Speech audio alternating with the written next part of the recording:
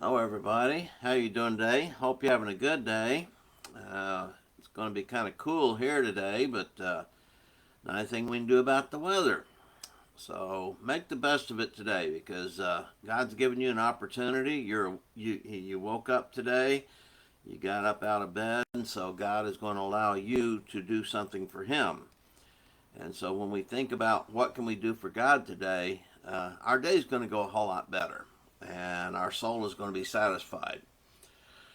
The title of the lesson today is called No One Cares for My Soul. And this is a quotation from the psalmist in Psalm 142. But do you ever feel that way? I mean, when you say no one cares for my soul, is this true? Do you care? I mean, does anybody care about me? And sometimes we might consider nobody really cares about me. And let's face it, how many people can you honestly say really care if you go to heaven or not? I mean, let's be honest here. I mean, all your friends, you have lots of friends. They don't go to church and do they care about your soul? No, they just care what they can get out of you. Now maybe that could be friendship, but still, whether you go to heaven or hell, they really don't care about that. And so they don't care about your soul. And about the only place you're going to find people who care about your soul is at church. I mean, let's be honest here. The government doesn't care. Your boss doesn't care unless he's a Christian or she's a Christian. And so we might be wise to consider such if anyone else thinks this about us. How sad that anyone would be motivated to express themselves this way. I mean, think about how the psalmist reacted at one time. In Psalm 142, verses 1 through 4, he says, I cry aloud with my voice to the Lord. I make supplication with my voice to the Lord. I pour out my complaint before him. I declare my trouble before him.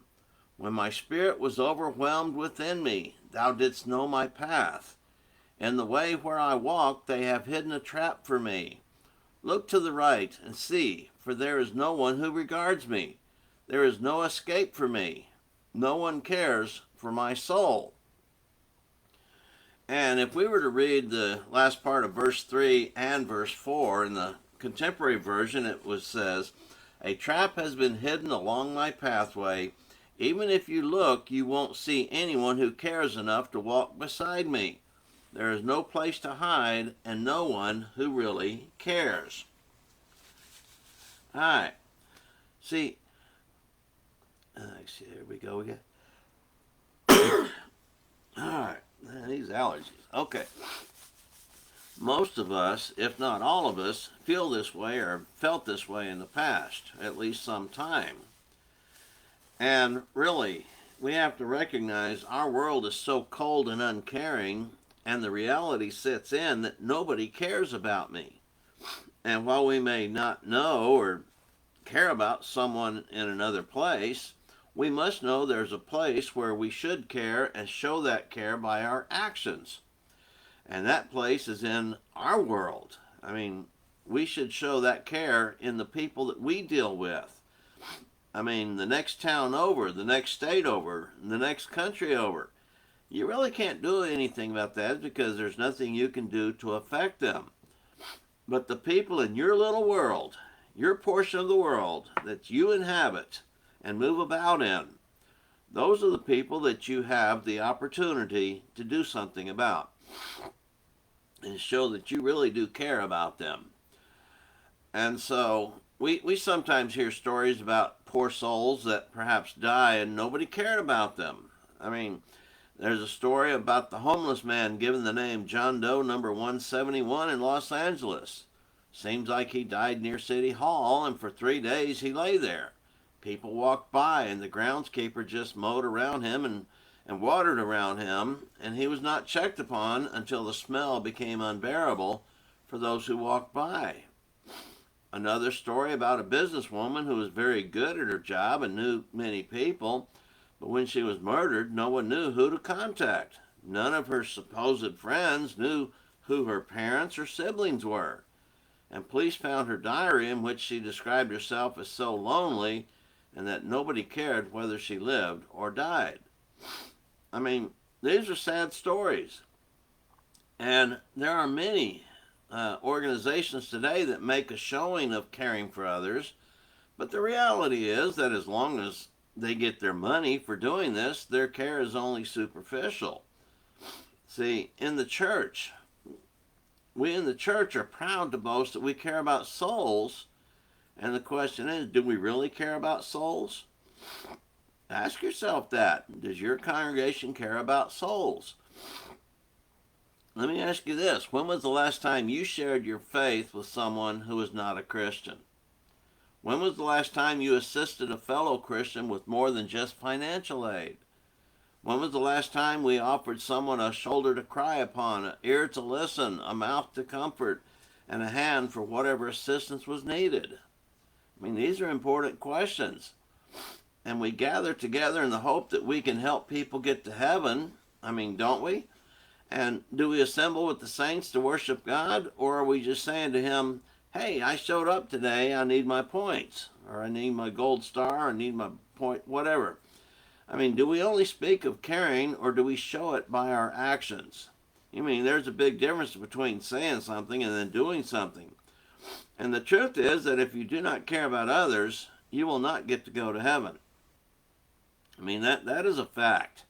And a lot of people don't realize that. Many people who go to church all the time, they don't realize that fact. If you do not care about others, you will not go to heaven.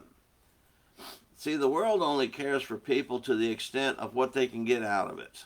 I mean, hospitals and doctors still rely upon the bottom line in making decisions. Will there be any profit in it for me? Government and politicians pretend to care, but they really don't. They just want to keep their power, and they just want to keep getting reelected and get whatever they can out of it. So where did this attitude come from? I mean, it has always been here. Even in Genesis 4:9, we read, then the Lord said to Cain, where is Abel your brother? And he said, I do not know. Am I my brother's keeper? I mean, I always wish that God would have replied, well, yes, you are. I mean, and let's face it, am I my brother's keeper? We all are. If people in our society really cared about each other, we would not have the civil unrest and moral problems that we have now. We wouldn't have all the hatred. We wouldn't have all the murders and the killings and things like that if people really cared. And yeah, that's being honest. Sometimes brutal honesty is what we need to express.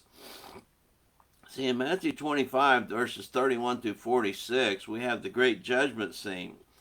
And Jesus comes up and judging these people, and he spoke to this group. He said, for I was hungry, in verse 35, I was hungry, and you gave me something to eat. I was thirsty, and you gave me drink. I was a stranger, and you invited me in. Naked, and you clothed me. I was sick, and you visited me. I was in prison, and you came to me. And then they responded, well, I don't remember doing this to you, Lord. And then in verse 40, and the king will answer and say to them, truly I say to you, to the extent that you did it to one of these brothers of mine, even the least of them, you did it to me. And then, of course, the opposite actions are mentioned to those who did not care for others. And the response was the same, verse 45. Then he will answer them, saying, truly I say to you, to the extent that you did not do it to one of the least of these, you did not do it to me. And the point is, how we treat others will be a major factor in what we are judged about.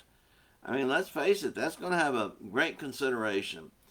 And when we're talking about souls, we're talking about people. We're talking about others. And yeah, we want to care for our own soul, but the only way we can do that is if we care for other souls. So what about me? How do I factor into this? And yeah, I know other people, there's so many people don't care about my soul. I mean, I live in a whole community and very few are Christians. They really don't care about my soul. They don't care about me or my welfare or anything like that. They're not checking on me daily. I mean, you walk around the neighborhood, you see somebody, hi, you wave to them, say hi, you might even know their name. I know in my neighborhood, everybody knows my dog's name, but I doubt very few know my name. But anyway, the truth is there are many people out there struggling through life, and we know that. And if we're going to be the people God wanted us to be, we should be able to see the need and act accordingly. See 1 John 4:17. But whoever has the world's goods and beholds his brother in need and closes his heart against him, how does the love of God abide in him? That's a good question, and the honest and simple answer is it can't. The love of God does not abide in someone who closes their eyes to other people's suffering. And yeah, we can't fix all the ills. I mean, out here in California, we have thousands, if not millions, of homeless people living in tent cities, living under the freeways, and begging for food all the time. And everybody makes a pretense, well, we got to help these people. But nothing is being done. I mean, very little is being done. Yeah, there's some nice people who go out there and take food and clothing and blankets out there. And yeah, I've done some similar things. I mean, and probably a lot of us have. But it hasn't resolved the problem. See, I can choose to complain about my situation to God. I can choose to complain about my situation maybe to others. Or I can learn to put my trust in God. See, 1 Peter 5:7, casting all your anxiety upon him because he cares for you. So the question, do I follow God's instructions regarding my fellow man? I mean, sometimes we're so focused upon ourselves, how do I get to heaven? We might forget about our fellow man. I mean, do I assist my fellow man in any way? Do I help them in any way? Do I assist my brethren in any way? Do I have any concern at all over the plight of the suffering? See, God does not hold me responsible for those suffering in other places, but he does hold me accountable for those in my world where I am, and doing what I can. So this lesson is necessary because we do not always care for others as we should. See, we should have such care so as to be willing to assist in any way to take care of the needs of others.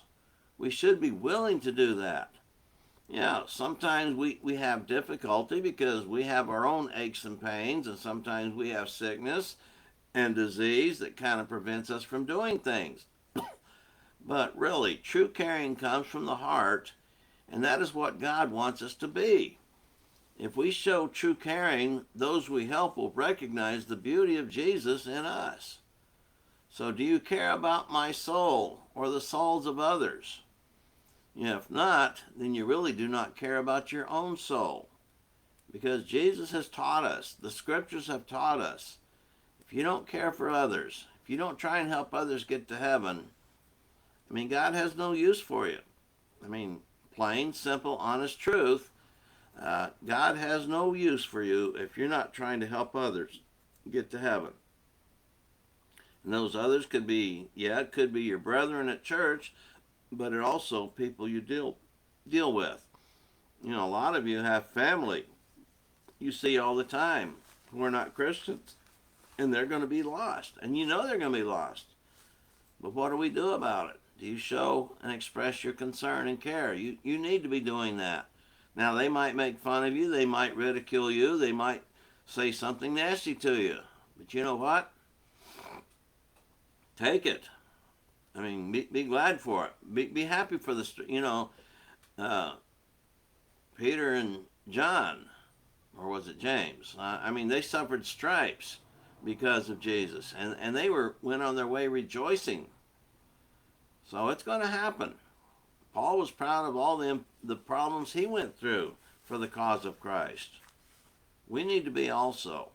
And we need to show our care. If they choose not to obey God, that's on them.